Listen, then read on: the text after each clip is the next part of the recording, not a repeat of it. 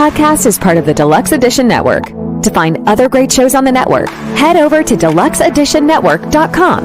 That's deluxeeditionnetwork.com.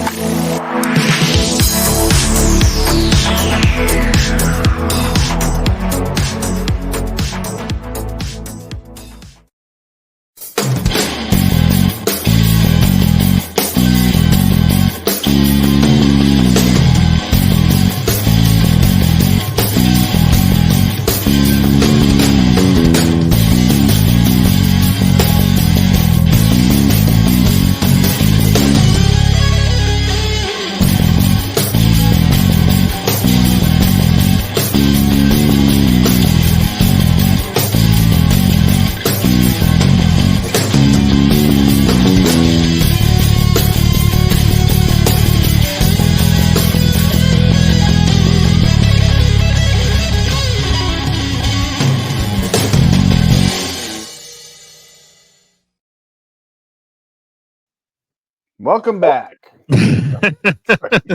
Thank you for staying with us after the break. Yeah. After those messages, we'll be right back. For those of you who are not totally confused yet, this is the beginning of the show. Welcome to Films and Fermentation, episode 149. We are one episode away from Films and Fermentation live. Live. We've been pushing it a lot the last couple of weeks. We're going to be pushing it some more on social media. We'd like you to come join us in a live chat for our 150th episode on Tuesday, May 7th at 7:30 p.m. Eastern Time as we look at the plot holes of the Star Wars movies. Even if you want to come on and just heckle us, just show up. just be there. I don't even care if you type anything into the chat. We just would like to have some audience for us. But tonight is episode 149. We're looking at, we're going to do another movie deep dive because it is the 25th anniversary of a film that is a favorite of all three of us, I'm going to venture to say. I saw it in theaters. Yeah, it's the 25th anniversary of Kevin Smith's Dogma. Yes. Again, welcome to Films and What's that? By far, probably my favorite of Kevin Smith. But your favorite of the Kevin Smith films? Yes. I think it's my favorite's still Clerks, his original, but I think it's one of his more ambitious films. And I know Mallrats was kind of juvenile, but so was I. So I enjoyed Mallrats. Was? I think a lot of people would argue that his best movie is probably Chasing Amy. It was a good movie. But it is a really good movie and actually has a connection to Dogma that I will be talking about later on. So again, if you have no idea what you're listening to, we're Films and Fermentation. We're a movie and alcohol podcast. I'm Leo. I'm Kevin. I'm Mike. For anybody new out there, we're just three friends who like to talk shit about movies while getting shit-faced. And as I said in this episode, we welcome fellow cinephiles to a celestial celebration of cinematic scenery. Say that 5 times fast.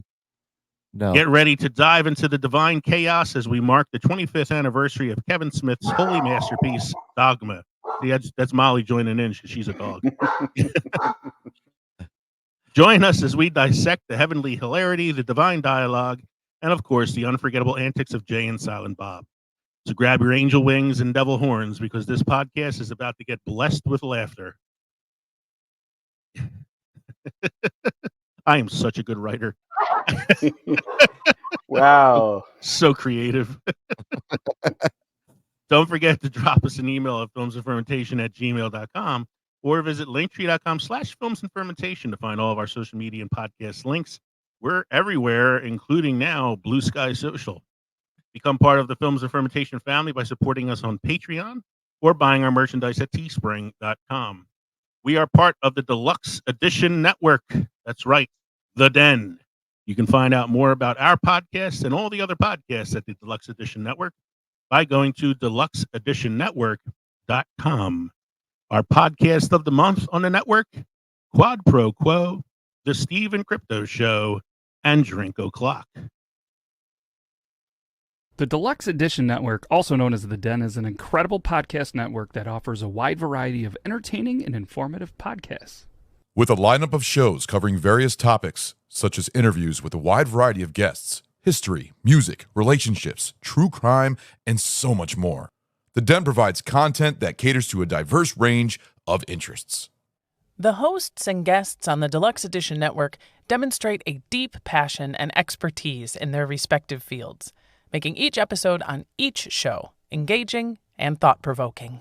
The network fosters a sense of community by encouraging listeners to interact through live chats, social media, and forums, creating an inclusive environment for discussion and sharing opinions. With its commitment to high-quality production, the shows in the Deluxe Edition Network continue to captivate and entertain its ever-growing audience. Whether you're a podcast enthusiast or someone looking to explore new topics, The Den is a fantastic platform to dive into and uncover fascinating insights from experts in their fields. The Deluxe Edition Network is the home of independent awesomeness.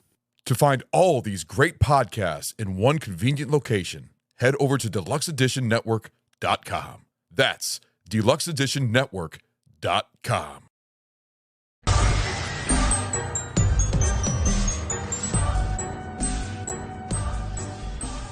Hello, listeners, and welcome to Quad Pro Quo. Right now, you are probably thinking to yourself, oh great, another movie podcast. Well, dear listener, you would be right. But throw in a couple of marriages, decades-long friendships, and a shared property line, and you have just another movie podcast with a shitload of drama. Inspired by the iconic quid pro quo scene in Silence of the Lambs, each week one of us will pick a movie. It could be a childhood favorite, a classic film noir, an Academy Award winner, or a complete dumpster fire that brings joy to that person's heart. The selector's objective? To get us to love, or at the very least, not hate their pick. Will our marriages, our friendships, and our neighborhood survive? Find out each Thursday on Quad Pro Quo.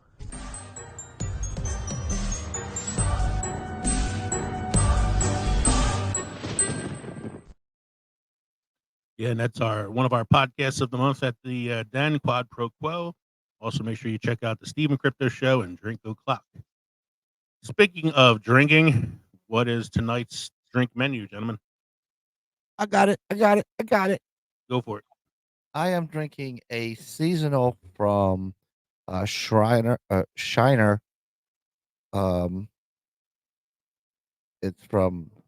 called Shriner Hill Country Peach Wheat Seasonal. Ale brewed with peaches and natural flavors. It is only 4.5% alcohol by volume, but man, you can taste the peach in this.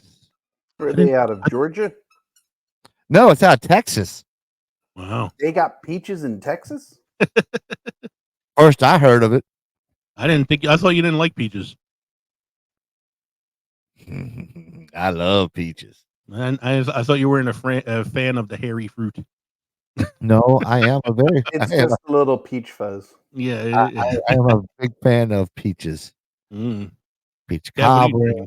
This. It's because you're so close to you grew up so close to Georgia, right? Is that what it is? Yeah, that's exactly it. So if you remember, gentlemen, I went out and got myself a seasonal pack from Great Lakes Brewing Company. I've been working my way through some of them. Lee, I think you tried this over the weekend. This is the Midwest IPA, which is a sensible amount of hops, politely greets a mild-mannered finish. Welcome to the unofficial IPA of the Midwest. Nice. It is 7% alcohol by volume. And Great Lakes is out of the Great Lakes. Yeah, it's out of Cleveland, Ohio. Mm-hmm. Good things come out of Cleveland. Yeah, that thing wasn't bad. That Midwest IPA. It was. I said it was like it reminded me of like an Allagash IPA. Yeah. And I'm going to follow that up with Elliot Ness, which is always a good go-to. Ooh, I like Elliot Ness. That's a good one. I've had that from Great Lakes Brewing. I decided. I guess I'm going theme tonight.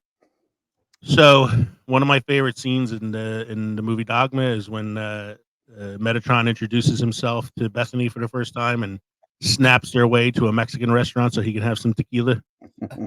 So that is what I'm drinking tonight. I am having some Jose Cuervo Silver Especial on ice with a little bit of lime to give it some Are you tart. going to eat it like Metatron and spit it out because you can't consume alcohol? Fortunately, I'm human and I have a penis, so I'm just swallowing it. That's what she I don't have a Ken doll, facade. Mike, anything special happened this week? This week in film history. In 1954, Seven Samurais, Japanese film directed by Akira Kurosawa, excuse me, starring Toshiro, good lord, Mifune, Very good. is released. I'm joshing with you, but because I love Akira Kurosawa. He's one of my favorite Yeah, I directors. know. And Toshihiro Mifune is an actor who's been in almost every one of his movies. He was actually asked to be. I want to say he was asked to be in The Matrix, but turned it down because he's not an English speaking actor, so it probably would have been difficult for him. But Because he didn't he is. understand. Well, he was going to be like the Morpheus character, I believe. Well, was it The Matrix or was it Star Wars? Because I thought George Lucas had also seen it and thought to offer him the role of Obi-Wan Kenobi. Yeah, that was that as well. Yeah, because he was, he's a big fan of Kurosawa, and a lot of like his films, he borrowed stuff from them. Yes. Seven Samurai we talked about before because it is the movie that was adapted in America as Magnificent Seven. And it was the sequel to Seven Brides for Seven Brothers. No, it was not. No. Just Seven I like Akira Kurosawa. A lot of his movies are adaptations of Shakespeare stories, and then a lot of his movies were also adapted into American films as well. So he's a very influential director. One of my favorite movies of his is called Throne of Blood, which is his version of Shakespeare's Macbeth. That's a comedy, right? Yeah, it's hilarious. It is hilarious. His death scene is pretty funny, unintentionally. And the second fact, I didn't look at your facts earlier, Mike, so I'm like seeing this for the first time, and I'm like, wow, we actually talked about this last week. This is almost like a note from last show. Oh, because we're pretty much going back to back with an Iron Man one. Yeah. Two different Iron Mans. 2010, Iron Man 2, directed by Jon Favreau, starring Robert Downey Jr. and Gwyneth Paltrow, premieres in Los Angeles.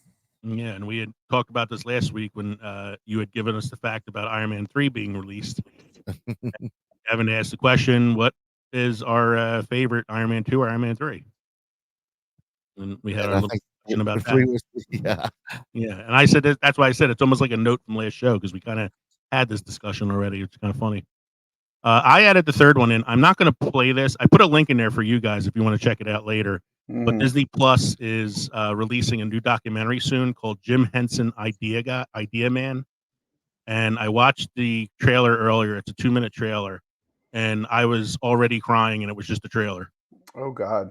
Because it is his life story, his legacy as a creator. The ideas that he had, the things that he invented in Hollywood and stuff. And the whole trailer is played to Rainbow Connection. And so I was like already emotional watching it. Honestly, I didn't even watch the documentary yet. But it's too soon. Yeah, but it's coming on Disney Plus. It looks really, really good. So I'm not going to play it here because we got enough to do tonight. But I put the link in there if you guys want to check it out later. Yep. Thank you. Mike, you have any must-try beer or craft destinations for us this evening? No, I forgot to get them ready. You're pulling a Kevin tonight. What? Kev, do you have any beer news as good news this evening? Well, I'm not going to be topped by Mike, so no. No, I do. I have one story I can give you when you're ready. Hold on. Mike, you got something already? Like I got a pile one, so I can just pull one real quick. Yeah. Here we go. He's not going to have enough time to proofread it, though. Yes. No. We'll edit this in post. I got a must-try beer from Herbert Pale Ale, Melvin Brewing Company, Wyoming. Herbert is Melvin's 6% alcohol by volume pale ale that, with its fresh, strong, sage-like hop character, may understandably be mistaken for an IPA. Pod and oregano fill out the unusual herbal, spicy, aromatic hoppiness, and the beer pours hazy orange with lots of white fluff. Hops makes an even bigger impact on the palate, but it's mostly that herbal sage flavor, and there's little in the way of bitterness. There you go, guys. Must try beer. Way to pull it out Melbourne. your ass. I was just saying to Katie before we start recording, I was like, you know what? I think tonight's episode is going to be a really organized, well-produced episode that doesn't go off the rails at all. As they always are. No. We didn't get to the main segment yet. Just so you guys know, I got stuck, making Adrian's character for wrestling. Oh, is that what? At least I had the excuse that I was watching RoboCop, and that's how I lost track of time. I'm always late. Didn't mean to do that. I meant to do this. Well-oiled machine. Yes, we are a well-oiled machine. I meant to do this. Here we go. Beer is good. Beer is good. Beer is good. And stop. Beer is good. Beer is good. Beer is good. Let's go drink some beer.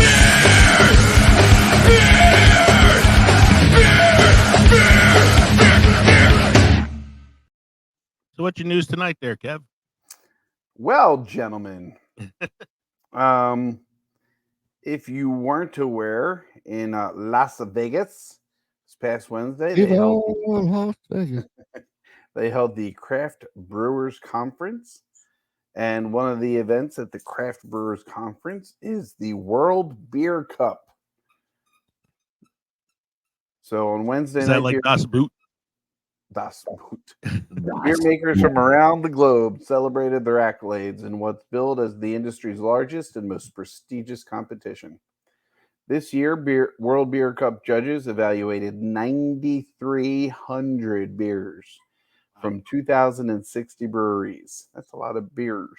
Those guys must have some big ass bladders. I'm telling you, man. I cracked the seal. Fuck, we're done. Participation was down substantially from the 10,213 beers in the 2,300 breweries in 2023. So it was a late year for them. Well, there's a lot of closing of those breweries, so yeah. But apparently, this was the first congruent or annual. Like they started going annually as opposed to biannually every other year. So maybe they just weren't prepared. What state do you think made out with the most medals? What beer? State? Oh, what state? What state in the continental United States won out with the most medals? Just for shits and giggles, I'm going to say New Jersey. Shits and giggles it is. Was it New Jersey? No, it's not. Okay. I wanted to see if Mike had anything to contribute. I would say North Carolina. No. There's a lot come out of Virginia and a lot come out of Nevada. So maybe one of those. Go west, my friends. It's Colorado. Wow. Made out with an impressive 21 medals, including 9 gold. Hey, they were all for Coors Light. They were all Coors Silver Light. Bullet. River North Brewery in Denver and the Post Brewing Company in Lafayette were the night's biggest winners with 2 medals each. River North brought home gold for its Nightmare Fuel in the coffee stout porter category, and bronze for its pumpkin spice bucket of bolts in the pumpkin beer category. Post garnered silver for the East County fine malt liquor in another strong beer category, and bronze for Top Rope in the American style cream ale category. Big winners throughout the night. I'll just chime in my dog to bark while I'm reading the news. I'll go over the gold winners. I don't see anything here that I've tried, but now I have a list of things I want to. We have the Treachery, which is a Belgian-style strong blonde ale from 12 Degrees Brewing in Louisville. We have the French lager Briere Ambry from Bandit Oak Brewing in Denver, which was another Belgian style. The Dry Irish Stout from Bent Barley Brewing Company in Aurora, which was a classic Irish style dry stout. River North Brewery, which I mentioned earlier, with the coffee stout, Nightmare Fuel. This seems like a Hawaiian name. Kauai, Kauai, K-A-U-A-I. I can't pronounce that. Joey. Sounds like Kauai a pie, right? Yep. That was a dessert stout or pastry stout out of Bull and Bush Brewery in Denver. Heard those desert stouts are very dry. They should be. But ESB from Old 121 Brewhouse, which was an extra special bitter beer. Prost Like Beer from Prost Brewing Company in Denver, which was an international light. Venga Cerveceira. Sound like me trying to pronounce Yeah, I'm that. telling you. Cerveceira, Colorado, was an international Pilsner. And the last gold was the Swift Half from Station 26 Brewing Company, which was a Sessions beer or Belgian-style table beer. And the list goes on. Scanning through, I'm not seeing anything local from either Jersey or Pennsylvania or even Delaware. Wait. Oh, no. I see Sweetwater, but Sweetwater is not close to us. Anyway, so yeah, lots of fun. We'll have to keep an eye on the World Beer Cup next year. And that's okay.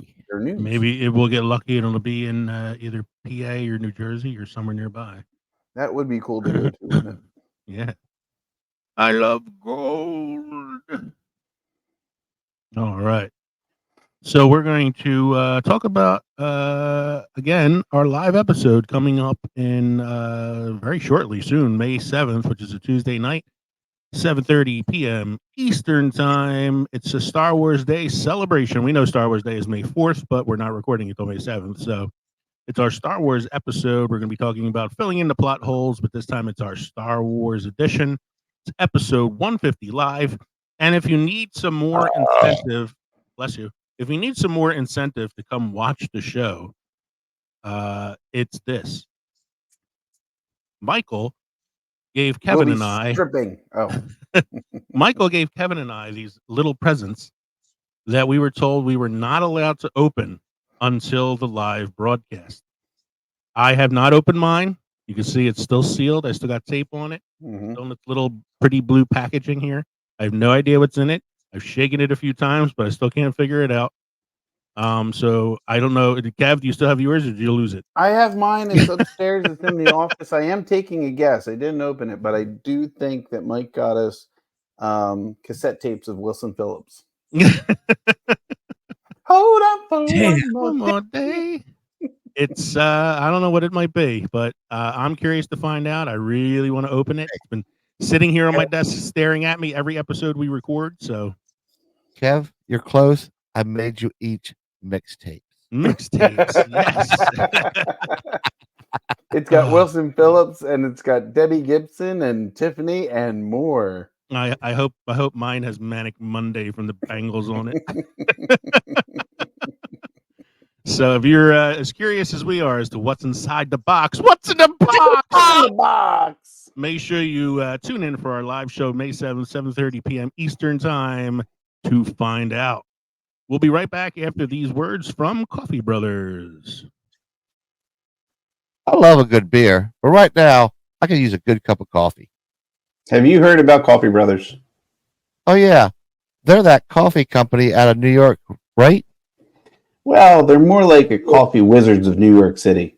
They source these amazing seasonal blends and single origin coffees. It's like a flavor adventure in every cup. And get this, they roast everything in small batches. None of that mass-produced stuff. It's like each bean gets the VIB treatment. VIB? Very important bean. Sounds fancy, but is it worth it? Definitely.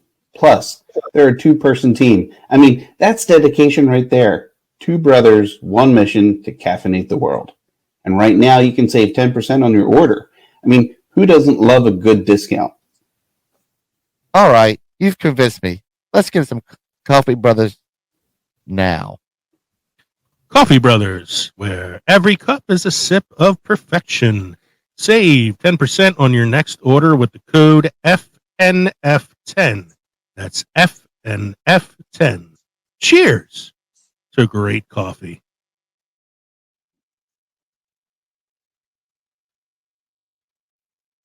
We're back from that quick break. Thank you to Coffee Brothers. As we said before, our main segment tonight is the 25th anniversary of one of our favorite films, Kevin Smith's Dogma. That's why I had to come down here this morning, man. That's why I had to miss my cartoons. You call me, you tell me it's important. We're going home. Take it, man. Quit leering at me. People are gonna think I just broke up with you. 2 fallen angels have just discovered a loophole that can get them back into heaven. Outstanding work! All they have to do is get to Red Bank, New Jersey. There's only one problem. What are you? What do you want with me? Stop a couple of angels from entering and thus negating all existence. I hate it when people need it spelled out for them. Now, I'm to charge you with a holy crusade. One person has been chosen to stop them, but she won't have to do it alone. I'm Jay. This is my head of a life mate, Silent Bob. You gotta be kidding me. Prophets, in a manner of speaking. What about sex? No sex. Guys, I guess just don't follow this guy, you know? Oh, that sucks! What are you? I was the 13th apostle. You knew Christ. No. Brother owes me $12. I thought she looked familiar. Let me guess. 14th apostle. Would like 2 tickets to New Jersey, please? Jersey's sold out, sir. I suggest you not underestimate the staggering drawing power of the Garden State. They're successful. You, me, all of this ends in a heartbeat. I feel like Han Solo, you're Chewie, and she's Ben Kenobi. Prepare to taste God's wrath. Anyone who isn't dead or from another plane of existence would do well to cover their ears right about now.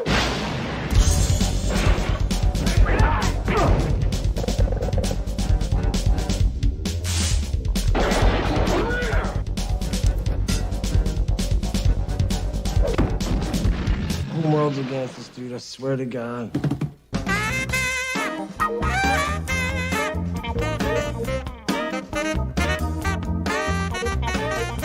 What's he like? God, it's got a great sense of humor. Take sex, for example. Sex is a joke in heaven. The way I understand it, it's mostly a joke down here, too.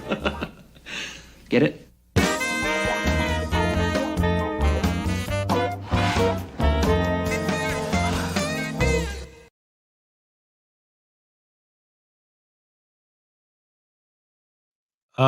That trailer was everywhere. That trailer was all over the place. Yeah. Jesus. A true 90s trailer.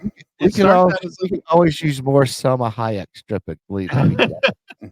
Yeah, that was the she did From Dusk Till Dawn and then did this film and then stopped.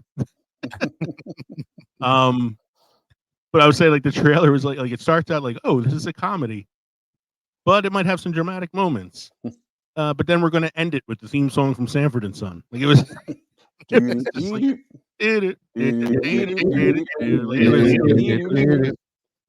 all over the place, that trailer. I will like to point out though that every time somebody asks me why I moved to New Jersey, I always answer with, please don't underestimate the drawing power of the Garden State. So let's, as always, when we do our deep dives in these films, take a look at the magnificent IMDb synopsis. According to IMDb. Yes. An abortion clinic worker with a special heritage is called upon to save the existence of humanity from being negated by 2 renegade angels trying to exploit a loophole and re-enter heaven. Not bad. That was one of IMDb's better synopses, I think. I think you kind of forget after a while that she's an abortion clinic worker. Yes. I mean, it's a brief part at the beginning of the film.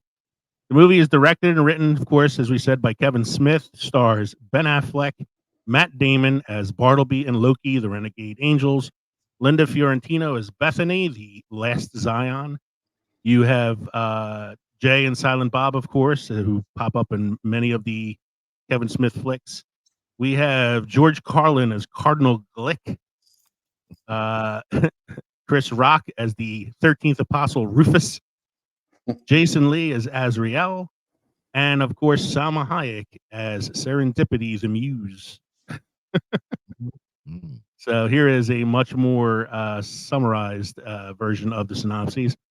In Kevin Smith's 1999 film Dogma, two fallen angels, Loki and Bartleby, discover a loophole in Catholic doctrine that could allow them to re-enter heaven. This discovery sets off a series of cosmic events that draw in a diverse cast of characters, including the unlikely duo of Jay, played by Jason Mewes, and Silent Bob, played by Kevin Smith. As they navigate through the theological debates, encounters with celestial beings, and confrontations with demons, the characters confront their beliefs, desires, and prejudices. With Smith's trademark blend of irreverent humor and philosophical insight, Dogma explores themes of faith, redemption, and the complexities of religious dogma in a thought-provoking and comedic manner. I have one problem with that summary. Mhm. I don't think Jay confronted either his beliefs, desires, or his prejudices in this movie. He definitely confronts his desires in the film because he has Bethany to fuck him every other scene. Yeah, that doesn't mean it happens. He runs his desires when Rufus falls out of the sky. He's like, dudes just don't fall out of the sky. And then Rufus hits the ground. And he's like, giant, beautiful big titty women don't just fall out of the sky. So I watched this a few nights ago, rewatched it. I have to say, I haven't watched this in a while. Been a couple years probably. You probably haven't watched it because it's nowhere to be found. It is elusive, and looking into it, it seems like a rather shitty reason as to why it's so elusive. Yeah, I don't even know why it's elusive. What did you find out about my loving wife was helping me out with my prep work because you guys know how much prep work I do for my shows. Yeah, you go up without even combing your hair. It's combed. It's combed. According to I think this is a Read It response, so you know it's got to be true. Yeah. Dogma has its distribution rights owned by Bob and Harvey Weinstein personally. They have declined at least 2 offers to sell the rights back to Kevin Smith and are not allowing the film to be bought, rented, or streamed digitally for reasons of their own. It's possible that has something to do with the Weinstein Corporation, although now that fucking monster has been exonerated of his crimes due to speaking of loopholes, due to the loophole in the law. You know, he was recently exonerated and released from prison. That's all that. Serving years of like a 30-year sentence. Yeah. According to Kevin Smith, my movie about angels is owned by the devil himself. Yeah, exactly, and that's probably the reason. Although now that he's out of prison, maybe we'll get a Dogma like Blue Steel or something, or a Steel Booker. Got to pay those bills. It was weird, yeah, because I went on Amazon. I was going to buy it on Amazon because I've done that with a few films recently that I wanted to watch, and it wasn't even available there. Like you can get every Kevin Smith movie except for Dogma. I swore I saw it was for rent on Dogma on Amazon. No, it wasn't even available for rent. I happened to own it on DVD and had to, for the first time in a really long time, break out the DVD player to watch it. That's why I have a PlayStation. That's why I have a PlayStation. Probably should have watched it on my PlayStation, but Katie wanted to watch it too, so I hooked up the DVD player for it. But I haven't watched it in a couple of years, and it was still as funny as always. I laughed at a lot of things that I forgot about. But I tried to watch it with a more critical eye this time around since we were going to be doing a deep dive into it. And I forgot how many really poignant, sentimental scenes there are, scenes that are really touching in the film. Yes. Especially scenes with like Bethany and Metatron. Metatron, where she's at the side of the river, the lake, or whatever. Yeah, it's too much. I don't want this. It's too much. And he explains to her, telling Jesus that and all. Yeah, And it's kind of reflective of the stories from the Bible. You know? And he's like, but Emily, I've never told anybody this. I would if I could have. Yeah, I would have taken it back if I could. Yeah. There's another great scene we'll talk about a little later too, where with Bartleby and Loki, and it's right about the time where Bartleby starts like switching from this was just an idea I had to like this is what I want to do, and starts turning into the guy that becomes the evil angel at the end of the film. But there were some obviously some controversies and some protests about this film when it first came out, because why wouldn't there be when it's a film involving Catholicism and God and the biggest protest was when people found out that God was going to be played by a woman. Don't you make fun of my religion? That's what we have the other religions for. Yeah, it's like it's crazy, and so people as always would protest even before they saw the film. But I have here a quick clip I'm going to play you guys. It's from one of the protests. There was I believe this is in LA around the time of the premiere, and there's a reporter talking to some of the protesters outside, and she gets to interview a very special guest at the protest.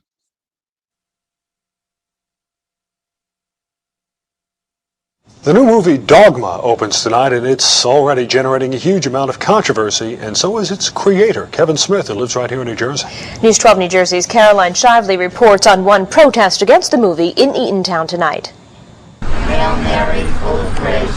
Organizers in Eatontown had hoped for hundreds to join them in the protest against the movie Dogma. Instead, they got less than 24, but they were joined by this man. He wouldn't admit it, but he looked and sounded suspiciously like Dogma's writer, director, co-star, and New Jersey resident, Kevin Smith. I don't think it stands for anything positive. What does it stand for? I don't know, but I've been told not good. The movie follows two fallen angels who try to get back into heaven and the people who are fighting to keep them out. I was the 13th apostle. You knew Christ. No, brother owes me $12. But lines like that have many groups angry. We're here with a small number, but we're the church militant. We should have more Catholics here. If this was a direct attack against Muslims or the Holocaust or the Jewish people, you would see them outraged. The protesters didn't seem to slow down the number of people pouring into the theater to see the film. Just makes me want to see it more, actually, if there's controversy about it. I think they might be taking it too seriously. I mean, it's just a film. It's a comedy, so you really shouldn't take it too seriously. The battle between the protesters and filmmakers is sure to continue for as long as the film runs.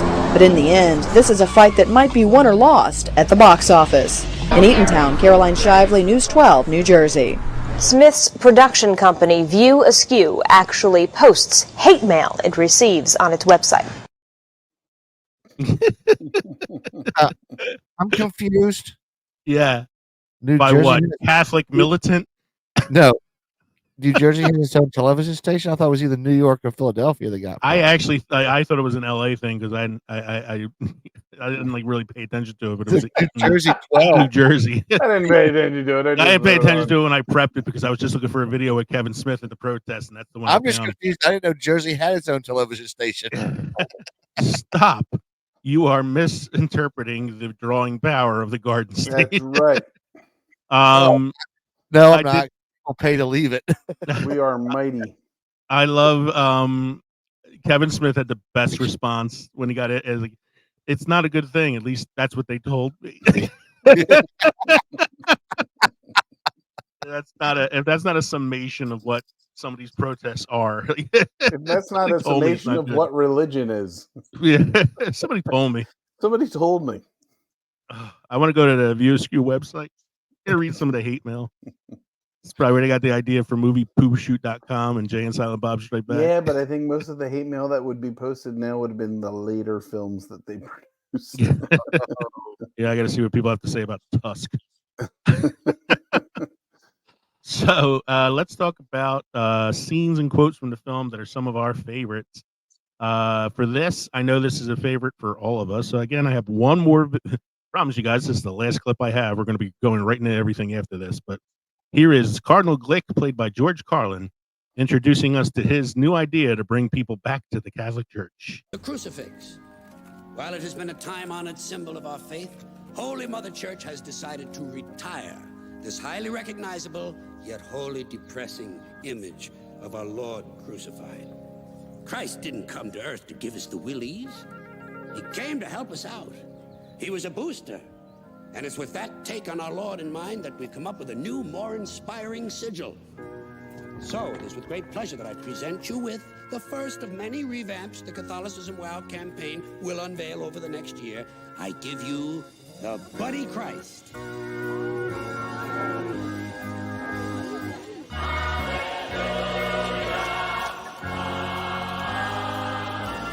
Now, that's not the sanctioned term we're using for the symbol, just something we've been kicking around the office. But look at it. Doesn't it pop? Buddy Christ. It's not the official term, just something we're kicking around the office. I had a Buddy Christ on the dashboard of my car after this movie came out. I think I still have one in a box somewhere around here, but I got mine straight from Jay and Silent Bob's secret stash directly from Red Bank, New Jersey, which I traveled to twice now. That's awesome. Mm-hmm. So what are some other scenes and quotes and shit from the film that we Rules really of the like? Road? Rules of the Road? That's Jay and Silent Bob Strikes Back. Oh, that's right. I'm sorry. Yeah, that's where George Carlin gives the bus driver a Hummer. Mm-hmm. I like a black man can steal your radio, but he can't be your savior. No, I like this. Bethany is the great grandniece of Jesus Christ.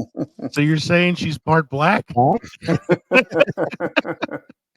So I would start from the beginning because I mean after you get through all like the Bethany backstory stuff, you have the opening scene is Bartleby and Loki at the airport, where he's talking the nun out of being a nun because he has fun doing that shit.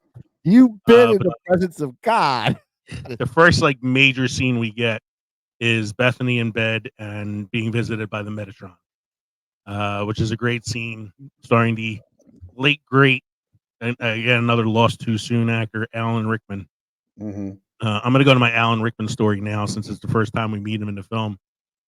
They were looking for an actor to play the role of Metatron in the film. Kevin Smith never thought he would be able to get somebody like Alan Rickman in one of his movies, but he was approached by Alan Rickman's agent, who told him that Alan Rickman had just seen Chasing Amy and loved the film and would like to work with the filmmaker. So, like he was approached by Alan Rickman himself, basically. He gave him the script, told him to read the role of Metatron. He loved it. He signed on right away. And Kevin Smith, I heard him talk about this in an interview recently that up until his death, he and Alan Rickman remained friends. And every time Alan Rickman came to LA, he would take Kevin Smith out to lunch. How about that? I think that's such a cool thing because it just shows you how awesome Alan Rickman fucking was, just in real life. You think of him like this like stodgy British actor, but it was like Chasing Amy was one of his favorite movies. So that's your first great scene. You get the Ken doll reveal. That takes us to the scene in the Mexican restaurant where we learned that angels can't drink anymore. Right. Basically because of something Bartleby and Loki did. He tells her her mission. Oh God, to fuck off. Yeah. He tells her her mission is to stop these two angels from walking through the front doors of this church and therefore undoing all of existence. And she will be helped by two prophets. Cut to Jay and Silent Bob. That John Hughes guy, motherfucker. So as they were looking for Sherman, Illinois. They could have the butt hookup in Sherman, Illinois. Yeah, but then find out that there is no such place as Sherman, Illinois. There's nothing. And you know what? Jay did say something really true in that scene. Mm-hmm. I have witnessed it. There's nothing worse than watching a fat man cry. I'm sorry. When my cat died, it was very sad. I know it was, but and I'm not fat. I'm festively plump. you also aren't crying to 16 Candles either. So I do cry to Field of Dreams. don't we all? I did cry when I watched the trailer for the Jim Henson documentary.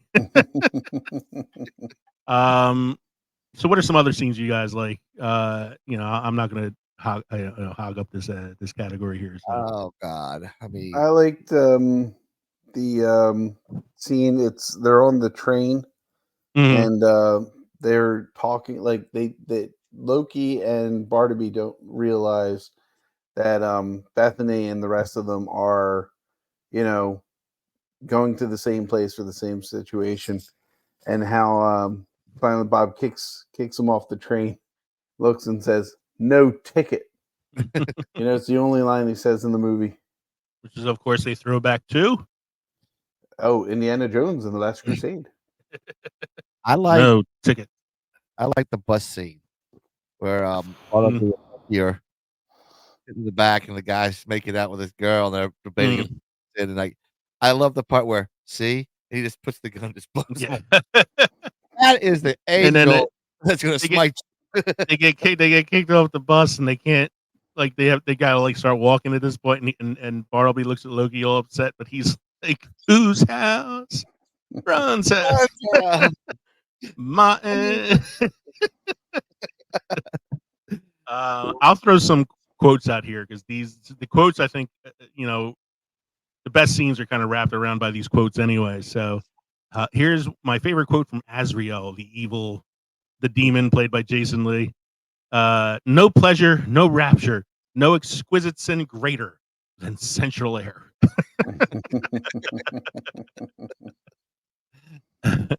When I was talking about the Metatron scene, was an artist. Yeah. Metatron, when he meets Bethany for the first time, and she doesn't know what the Metatron is, and he's talking, and then he says something about the plagues or something like that, and she's like, the 10 plagues, and he's like, yeah, mention something out of a Charlton Heston movie, and suddenly everybody's a theology scholar. Yeah. When Bethany meets Jay and Silent Bob for the first time, they save her from the three guys, the three hockey demons. Yeah. And they're in the restaurant right after that because she's trying to figure out a way to ask them to take her to New Jersey. And Jay's just worried about whether or not she's going to have sex with one of them. She doesn't want sloppy seconds. Yeah, she gets angry and she makes like she's going to slap him or something. And he stands up and he goes, "I'll scream rape." We have the no ticket. When the whole group of them go to Cardinal Glick to ask him not to have the ceremony, not to open the church that day. He's explaining to them some different things, and he's like, the Catholic Church doesn't make mistakes. And Rufus is like, the Holocaust, the Black Plague, and he mentions a bunch of things, and he goes, "All right, mistakes were made." We were talking about this earlier, some of the poignant scenes. There's a scene where Bethany and Metatron are talking, and she's like, "What was he like, Jesus?" And Metatron's or God, "What's he like, God?" And Metatron's response is, "God, lonely, but funny. He's got a great sense of humor. Take sex, for example. There's nothing funnier than ridiculous faces you people make mid-coitus." And she's like, "Sex is a joke in heaven." And he's like, "The way I understand it, it's mostly a joke down here, too."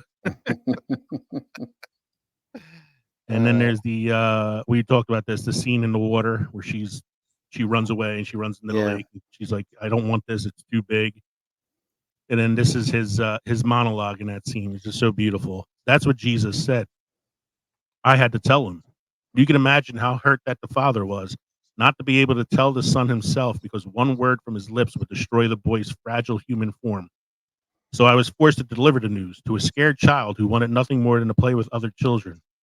I had to tell this little boy that he was God's only son and that it meant a life of persecution and eventual crucifixion at the hands of the very people he came to enlighten and redeem. He begged me to take it back as if I could.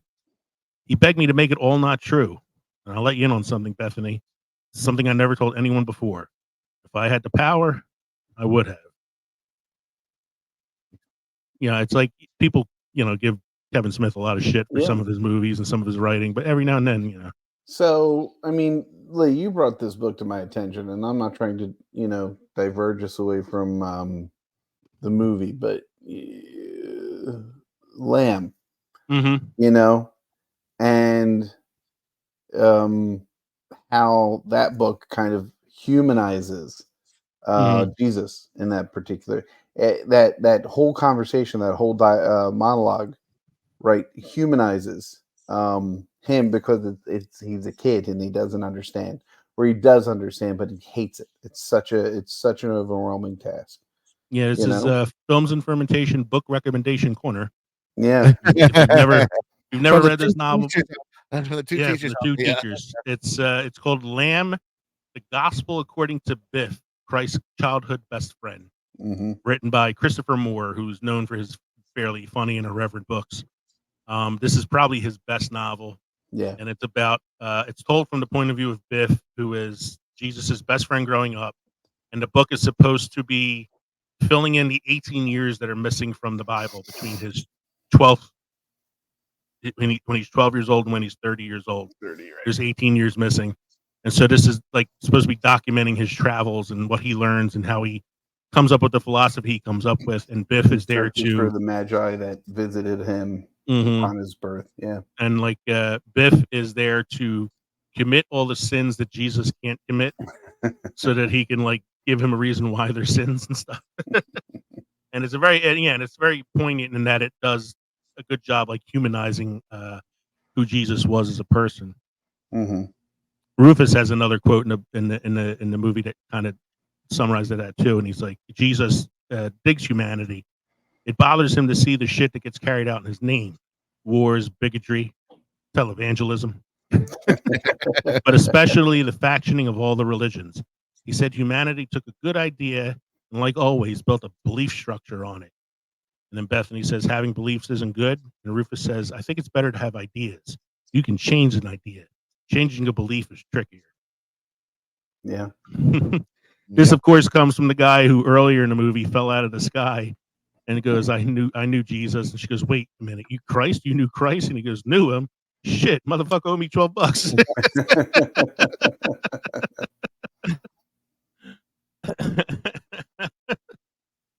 Metatron talks about how he's the voice of God because God's voice is so powerful that it destroys shatter the head, yes. Shatters their head, explodes their hearts, all that stuff. And he goes, we went through 5 atoms before we figured that one out.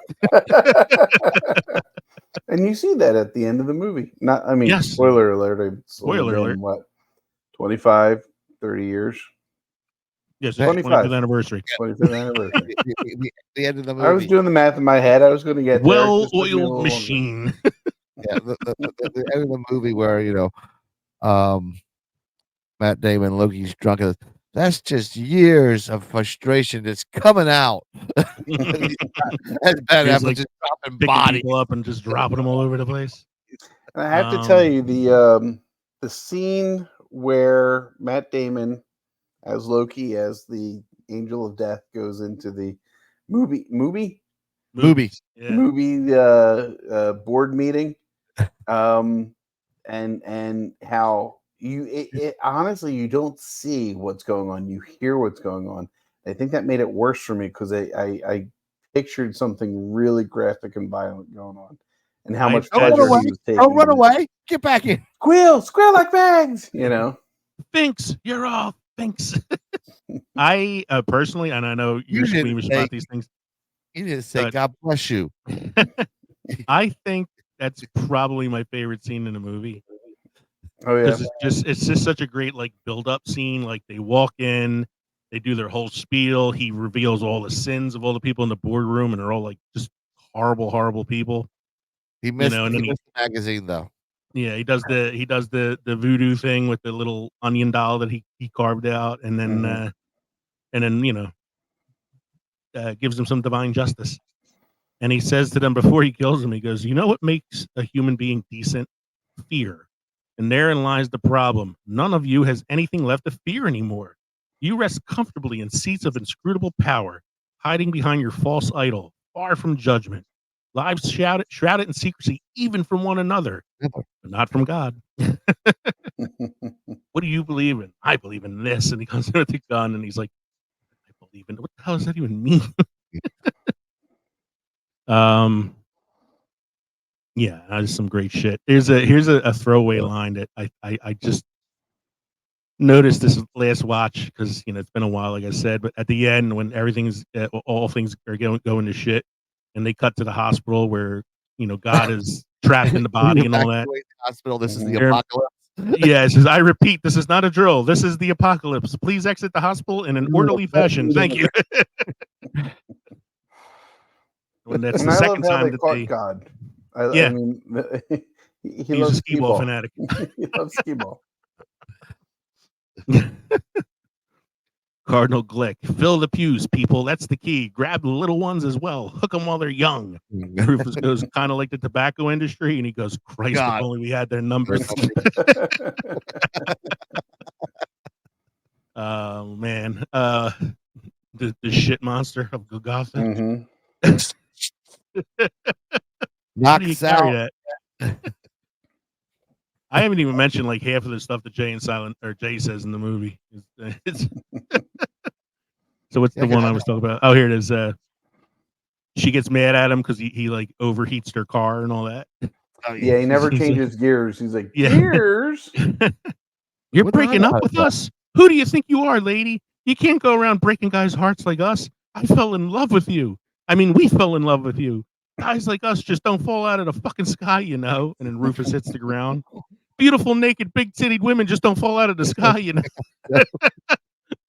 Or what's the thing he says, Mike, at the movies when they're eating breakfast, and he's like, "Tell me something about myself." Remember that scene? Something about how he masturbates. Yeah, everybody knows that, but you think of guys, dudes. Because you masturbate more than any human being alive, and he's like, everybody knows that because when you do it, you're thinking about guys. And he turns to Bob, and he's like, not all the time. That's why they end up in the strip club because he's not gay. Well, they end up in the strip club, so you have a reason to put Salma Hayek on stage. Candy girl. I am amused. I am responsible for 19 of the 20 biggest movie box office hits of all time. That one about the boy at Christmas with the burglars. I had nothing to do with that one. Somebody sold their soul to Satan to get the rights to that picture. That piece of shit. So I like when she flashed them. She flashed Bethany to show that she has no part of it. You hear Jay in the background. They're getting a freebie.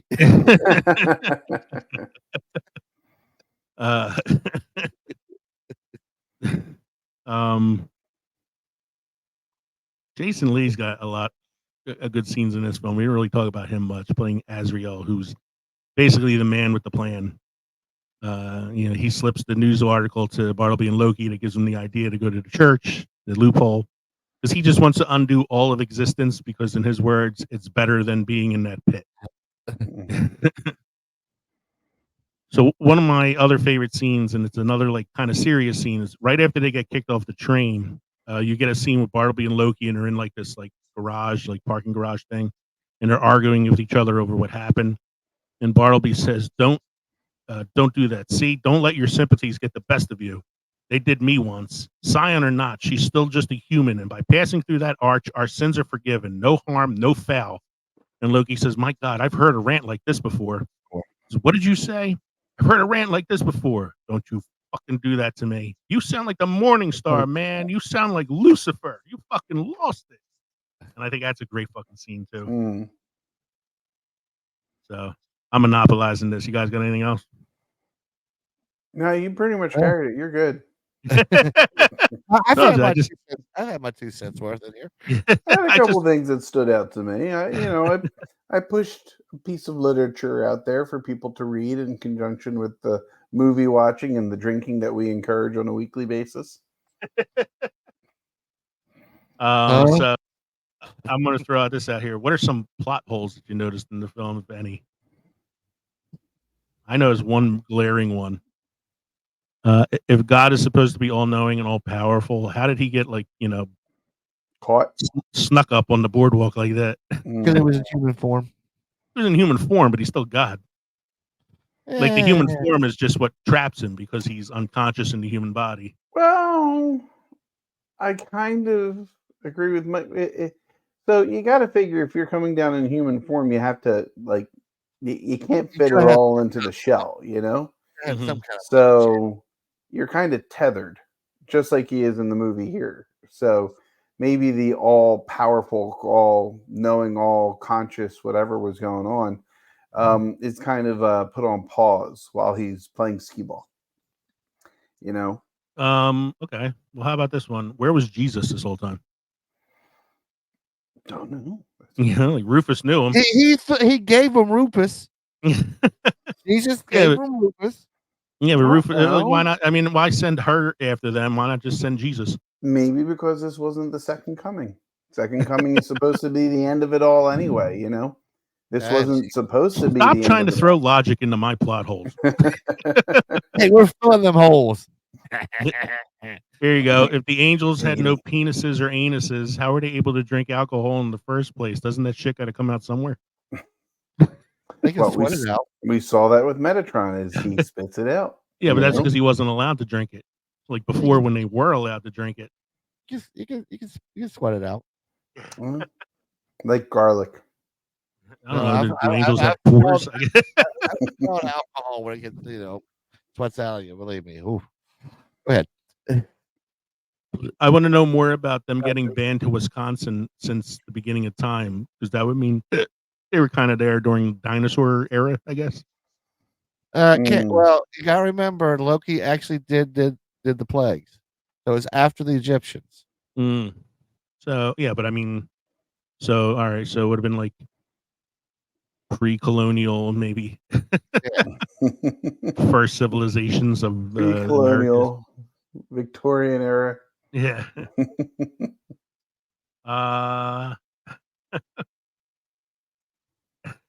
Somebody wrote on Reddit, you think this movie has plot holes? Read the fucking Bible. So Yeah, I got two. That's in trouble with that. Yeah, we're gonna move on. I have two things here. Who won the movie? And if you could give this movie one Oscar, who gets it? They don't necessarily have to be the same person. And the Oscar doesn't have to be a person either. It could be like screenplay, picture, something like that. So, in your opinion, who won the movie? I think there's only one. You think Chris Rock? I was going to say Alan Rickman. He was good, but I think Chris Rock had some really not some funny moments, but he had some very serious moments with Bethany, and I thought he did really well in his position. I mean, if we're looking for range, yes, those are the two obvious choices. I think George Carlin stepped it up. he embodied what he just put out there anyway. He's like, just give me the robes. I already have the character, you know? I'm gonna throw an argument out there for Ben Affleck too, because he gets shit on for his acting sometimes. But I think he was pretty good in this movie because he shows a real like growth of character when he goes from like this guy with just this idea and this ideal to batshit crazy at the end. And keep in mind, this was done right after the Apples movie. Good Will Hunting. Yeah, that one. Yeah, so this was like a Damon Affleck like hot property kind of thing. Yeah. He had also done Chasing Amy too, so he was in Kevin Smith's film before. He was in Mallrats as well, Ben Affleck. Right, but those are pre-Apple film. We can't forget how Silent Bob carries the movie, though. Only has 2 lines in the whole movie. He says thanks at the end and something else. It's Jay and Silent Bob are the chorus of the film, kind of like C-3PO and R2-D2 in Star Wars. He can say so much without saying a word, though. They're the audience surrogates. They're just watching, observing, and commenting when necessary. It's like watching Charlie Chaplin or Buster Keaton. The silence speaks volumes. It does. Silence is golden. The sound of silence. So one Oscar, who gets it? Kevin Smith for the screenplay. Okay. Yeah, it's an original story. There is no story like this. Well, what did you say? Adapted by the Bible? Based off of characters in the Bible. Michael, Well, I don't know how original it was because me and my friends went to see this movie in the theaters, and at the time we were playing this game called Anomaly, which is where you play the angels. Mhm. And the game master at the time had just brought us this angel right before what is it called Rufus. I think Angel Kevin Rufus. Smith was watching us and made his movie off of our game. So it's based on previously published material, board, role playing game that Mike was playing. Yeah. So that didn't answer the question though. Who gets the Oscar? Oh, it's Kevin Smith. You're gonna give Kevin Smith for screenplay as well. Yeah. Yeah. All right, I'm gonna go different. I'm gonna give it to Alan Rickman for best supporting actor because he never got a nomination in his career and he goddamn deserved one. Yes, he did. Oh yeah, he definitely deserved one. More for for like one of the Harry Potter. Oh, he should have got one for Die Hard. He should have got one for Truly Madly Deeply. Yeah, Truly Madly Deeply, Die Hard. He could have got one for fucking Robin Hood. He should have got one for fucking Robin Hood. He should have gotten your heart out with the spoon. He should have Nice gotten one spoon. for Deathly Hallows Part 2, just for the line "Always." Yeah. So normally at this time when we get done like analyzing the film, we do a little quick recast, but we had so much fun in that previous episode. I thought, why not do a quick Muppet recast for this? Good.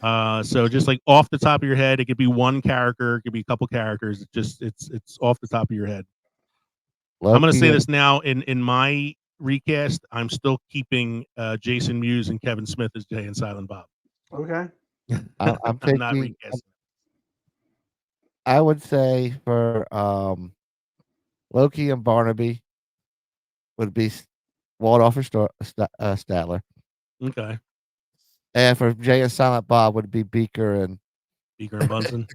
Bunsen, yeah. I had Beaker and Bunsen as my Loki and Bartleby. So I could keep Jay and Silent Bob. Miss Piggy obviously would be Bethany. Rufus would be Rolf. Oh yeah, of course. Rolf the dog. Metatron would be Sam the Eagle. Who's that? Metatron would be Sam the Eagle. That's a good one.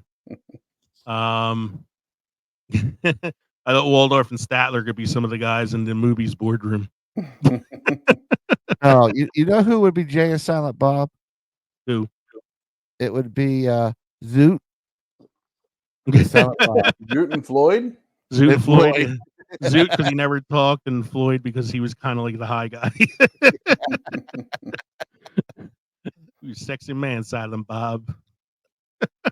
Like to line you up with 5 other dudes and make it like a circus seal. And Gonzo is Azrael. Yeah, there you go. Gonzo. I forgot to put Gonzo in there. And then God. God could be God Janice, would be but Sweetums. No. Sweetums. No, God would have to be the chicken. The chicken. Oh. Camille the chicken is God. No, Sweetums would be the Gilgazan shit monster. we even talk about Gilgazan shit monster. Mike, you have any beer trivia or history for us tonight, or did you forget to fucking do that too? I got a fun fact right in front of me here. Right here. Got it right here. A study in Japan found that that moderate beer consumption can protect against chromosomal damage caused by radiation. There you go. Beer can protect us from radiation, basically. At least your chromosomes. So how were our drinks this evening, gentlemen? It was They good. were good. It moved on from the IPA, the Midwestern IPA, to the Elliott Ness, and you can't go wrong with an amber lager like the Elliott Ness. It's one of my favorite from the Great Lakes Brewing. Mhm. Michael, what was yours like? It was good. It's a summer type beer, Mm-hmm. even though it's a wheat. But it was good. Well, we're getting there. Almost time for peaches. Millions of peaches. Peaches for me. Uh-huh. And I had some Jose Cuervo, Silver Agave Especial Tequila on the rocks with a little bit of lime. I was drinking it out of a mason jar, so I'm feeling pretty good right now. I was drinking it out of a flower vase. I didn't even remove the flowers. I thought about using Das Boot, but I was like, nah, I got to go to work tomorrow. So thank you for joining us tonight, everybody, for episode 149, the 25th anniversary of Kevin Smith's Dogma. We hope you enjoyed listening to the podcast as much as we enjoyed recording it for you. Don't forget, you can drop us an email at filmsandfermentation@gmail.com. Please send us your email addresses so we can add you to the Films and Fermentation newsletter listserv. We're also on all the socials. You can find all of our links at linktree.com/filmsandfermentation. You can find a link to our merchandise site at Teespring, as well as a link to our Patreon page. And don't forget to visit The Den, deluxeeditionnetwork.com, to find out more about our podcast and the other podcasts at The Den, including the podcasts of the month, Quad Pro Quo, Steven Crypto Show, and Drink O'Clock. And once again, everyone, do not forget to stop by the crossroads between pickled and fermented live. Our next recording is going to be a live recording. Yes, live from New Jersey and Pennsylvania. Episode 150, live, filling in the plot hole, Star Wars edition, Tuesday, May 7th, 7:30 p.m. Eastern Time. I will be sending the link out on all of our social pages for the live chat. We would love to have you join us. You could let us know your opinion on the plot holes that we're going to be filling in during that episode. And remember, if you want to know what's inside the box, like we do, what's in the box, you're going to want to join us for that live broadcast. Live. Once again, I'm Leo. I'm Kevin. I'm Mike. You've been listening to the Films and Fermentation podcast. Cheers, everyone. Cheers.